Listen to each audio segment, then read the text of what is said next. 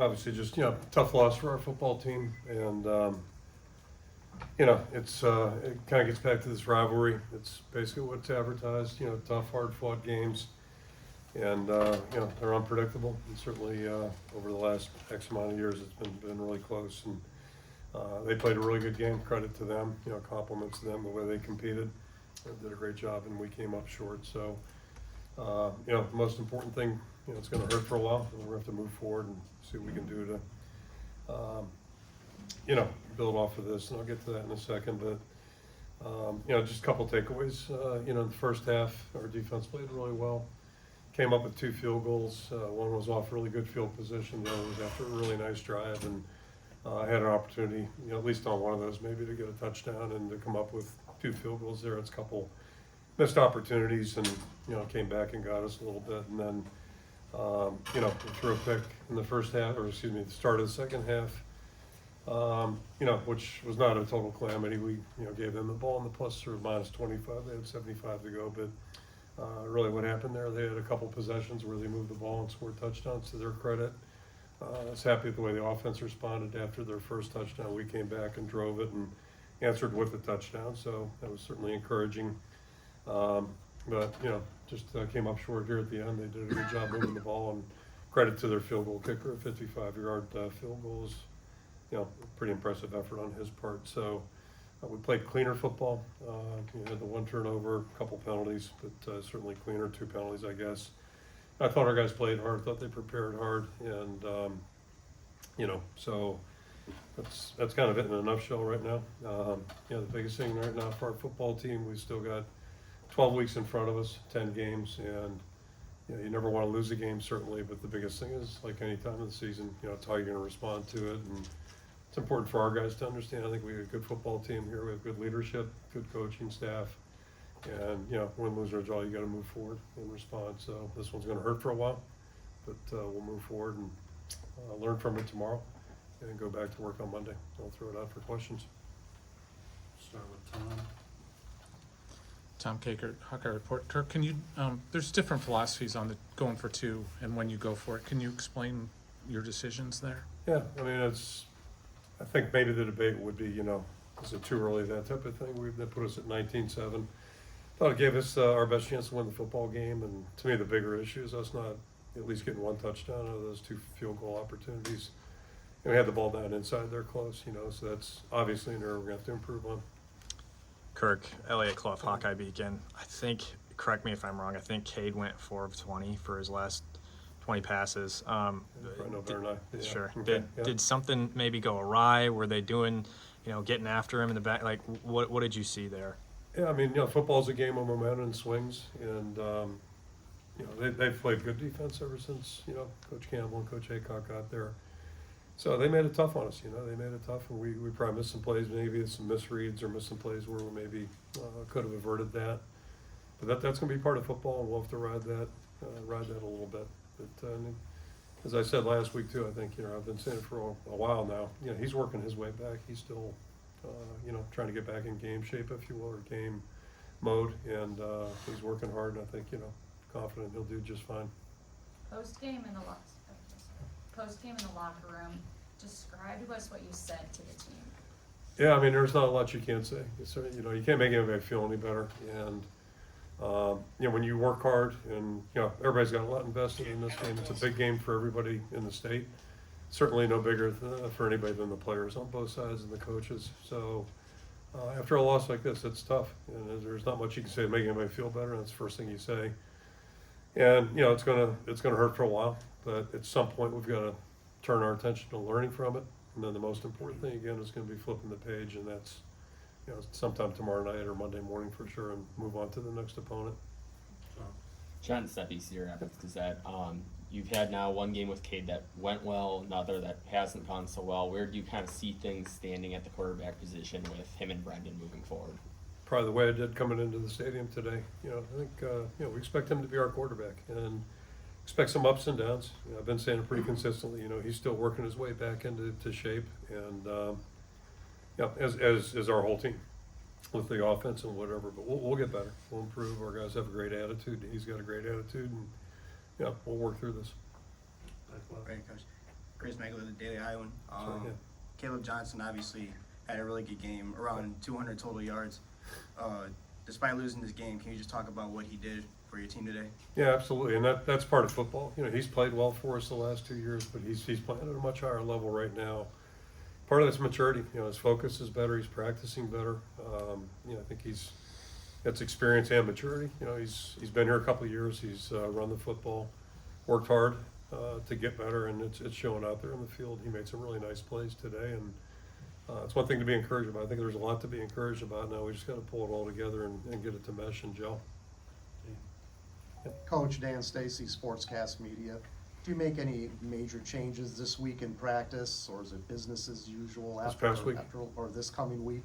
Do you No. make any? Do you make any? Made nothing. No, just do things a little bit better, and it's like any time, you know. I mean, just the whole, whether we win or lose, the idea is to get a little bit better, take the experiences that we've gained, and you know, talked about this last week. You know, game experience is different than practice, so this is a whole nother chapter here for us to learn from. And the biggest thing is, what can you take away from that? You know, what do you learn in the meetings tomorrow when we look at the tape, and then you make your improvement during the week of preparation, and then hope it shows up when you compete the next opportunity.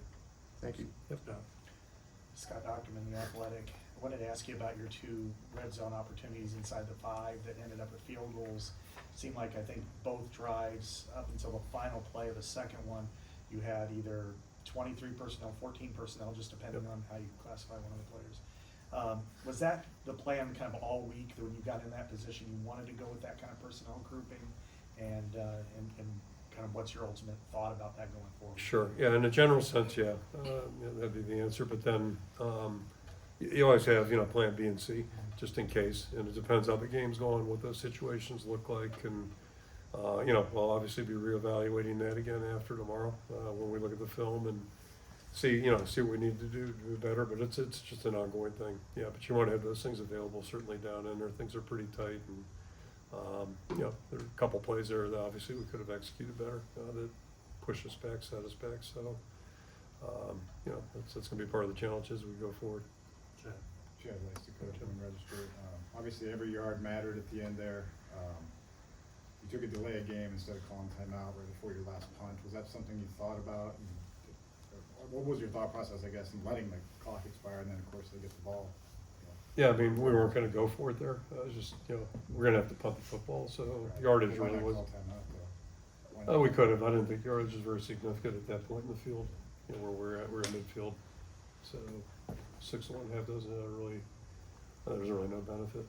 Unless I'm missing something, I don't know. Maybe I'm missing I your was question. behind midfield, around 41 maybe, something like that. Yeah, I mean, he could punt the ball at the end zone. You know, it didn't matter. The yardage really wasn't important. But to your point, we could have. I mean, we took a couple timeouts home with us, so. Coach, John Sears, WHOTV. Every loss stings, but when you have a game like this where you're up 13 at half, mentioned the 2 red zone opportunities, final drive, just needed a first down, something like this sting a little more because it felt like you let it slip away when it was there to be had. Yeah, I mean, both teams had opportunities. Credit to them for fighting back the way they did. But yeah, I mean, they all sting, first of all. And, you know, I guess given a choice between losing a game like this or just getting blown out, I think I'd rather be in a competitive game, but it hurts regardless. You know, the biggest thing, again, just it's going to circle back to what are we going to learn from this? What are we going to take away from this, and how can we be better in the next, you know, next time we're in a game like this? Because we'll be in more of these. You know, it's just the way it goes. Take a couple more, Tyler. Tyler Cashman with the Des Moines Register. I can't imagine there's been too many halves that opposing teams have scored 20 on the defensive. What did you maybe see Iowa State do to kind of make that happen? I mean, basically, those first 2 possessions, the first 2 touchdown drives, you know, one was a big play, a single big play. The second one, I believe, and the other one was two plays that really hurt us. You know, we let the wingback tight end out. He made a big conversion, and then we let 18 run down the seam too. So those were 2. You know, that's the part that's, you know, just like, you know, not scoring when you got the ball inside the 5, scoring a touchdown.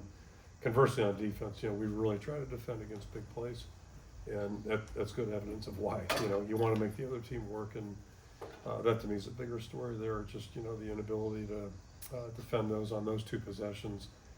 The rest of the game, we were doing pretty well, but it's, you know, it's a 60-minute game, and it's just part of the learning curve for us. Adam Jacoby, Hawkeye Beacon. Kirk, this team has been historically pretty great, especially when they've got an 8-point lead. I think the stat's something like 72-2. Did anything sort of feel different about this game as, you know, that second half was going along? Did it, or I don't know, I guess what was sort of different this time around? Well, I mean, no, not really. Like I said, they got their first touchdown, and I was really happy with the way we responded. We took it, what it was, 79 yards, I guess, for a touchdown drive. So that's what you're looking for. You know, things are going to happen. I mean, we're playing good teams, so they're going to have plays too and make plays. So that response was really good. And we weren't good enough the rest of the way to respond or continue to respond the way you need to. Even our last possession, you know, if you can get one more first down, now, you know, it's never an issue of putting down there. So just little things like that, you know, we'll see all those tomorrow and talk about all those tomorrow. And typically when you lose a game, that's the way it goes. There are certain things you can point to that are going to make a big difference. And, you know, sometimes those things get disguised or, you know, masquerade a little bit when you win games, you know, but that's really the difference in a game, you know, making them chunk it instead of, you know, go to 10 plays instead of, you know, 1 or 2 plays, that type of thing. Last question. Kirk, both of these games, game against Illinois State and this game, both have been a tale of 2 halves. Yep. Is there anything that you guys could do to just finally put a whole game together, a consistent game together, or is it just kind of sticking Believe to me, the we're game trying plan? to do that each and every game, and that's just how football goes sometimes. You know, it's hard to predict how it's going to play out. Every game's a little bit different. Every scenario can be different. So, you know, the bottom line is you're just trying to do your absolute best in all circumstances to, you know, you're gonna have to weather tough times, and we're gonna have more of those coming during the season. And then, you know, when you do get an opportunity to go and, you know, be opportunistic, having the ball down inside the 5, you know, we need to come away with touchdowns. Because it's like walking a guy in the 9th inning in baseball. Usually that comes back and gets you. It's amazing how that goes. And things like that early in the game especially can be, you know, be consequential. Okay, thank you, Coach. Okay, thank you. See you on Thanks, Thursday.